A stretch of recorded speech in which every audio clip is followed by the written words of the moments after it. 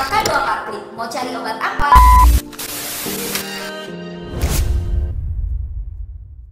Jawabannya adalah tergantung dengan golongan obatnya. Di sini saya mengambil contoh yaitu obat-obatan hormon. Contohnya seperti pil kontrasepsi. Penggunaannya harus dihabiskan dan diminum secara rutin. Dikarenakan jika tidak dihabiskan dan diminum secara rutin, obat tersebut tidak akan efektif lagi untuk mencegah kehamilan. Lalu yang kedua, golongan obat penyakit degeneratif. Contoh dari penyakit degeneratif adalah hipertensi atau yang biasa disebut dengan tekanan darah tinggi. Contoh dari golongan obatnya adalah dari ACE inhibitor seperti captopril, ramipril, atau golongan kalsium kanal blocker seperti amlodipin dan nifedipin. Penggunaannya harus dihabiskan dan secara rutin. Dikarenakan jika tidak dihabiskan dan digunakan secara rutin, dikhawatirkan akan terjadi lonjakan tekanan darah.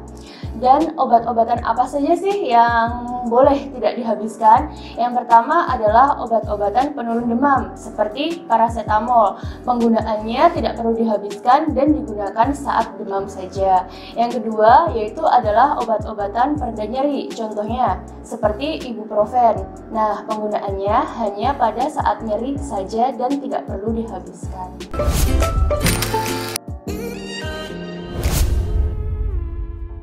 Oke Sobat Sehat, obat yang perlu ditebus dengan resep dokter. Nah, yang pertama adalah golongan obat keras. Golongan obat keras di sini memiliki logo berhuruf K di dalam lingkaran merah dengan garis tepi berwarna hitam.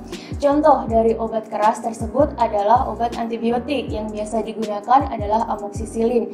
Di sini harus menggunakan resep dokter dikarenakan untuk menghindari resistensi antibiotik. Nah, resistensi antibiotik ini kondisi di mana kuman atau mikroba yang menginfeksi tubuh kita tadi menjadikan obat tersebut tidak efektif lagi. Lalu golongan yang kedua adalah obat narkotika. Contoh dari obat narkotika adalah kodein, morfin, petidin, fentanyl. Nah, kenapa harus menggunakan resep dokter? Karena obat narkotika tersebut memiliki efek kecanduan atau ketergantungan.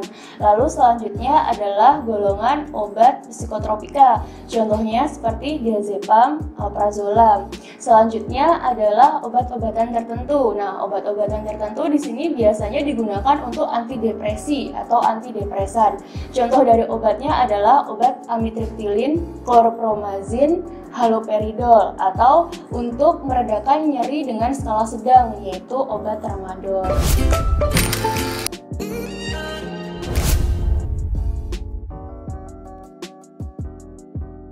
Oke, jawabannya, jika kita terlupa meminum obat tergantung dari golongan obatnya. Di sini saya mengambil dari penyakit degeneratif, yaitu penyakit diabetes mellitus. Di mana untuk penyakit diabetes mellitus terdapat golongan obat yaitu adalah sulfonylurea. Contohnya adalah seperti obat glibenclamid.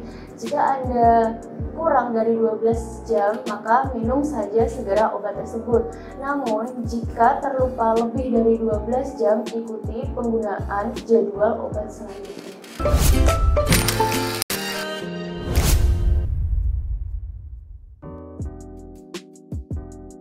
Oke Sobat Sehat, di sini saya ngecek nih di aplikasi K2 Kartli. Di sini obat-obatannya udah lengkap banget nih, ditulis dosisnya. Nah, kenapa sih harus ditulis dosis secara lengkap? Yang pertama, agar obat efektif di dalam tubuh. Lalu yang kedua, untuk menghindari overdosis obat di dalam tubuh. Karena kenapa? Kalau kita memakai dosis yang berlebih, nanti takutnya dikhawatirkan nih terjadi efek samping obat di dalam tubuh.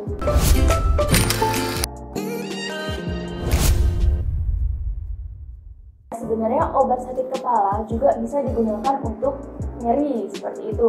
Mungkin di sini saya akan menjelaskan skala nyeri dan obat apa saja yang bisa digunakan. Yang pertama adalah skala ringan. Di sini skala ringan kita bisa menggunakan obat-obatan seperti paracetamol atau NSAID, contohnya seperti ibuprofen. Lalu selanjutnya juga bisa menggunakan aspirin 500 mg. Untuk skala sedang kita bisa menggunakan paracetamol ditambah dengan golongan opioid. Contoh dari golongan opioid itu adalah kodein. Namun perlu diingat, kodein adalah obat narkotika di mana penggunaan dan cara mendapatkannya harus sesuai dengan resep dokter.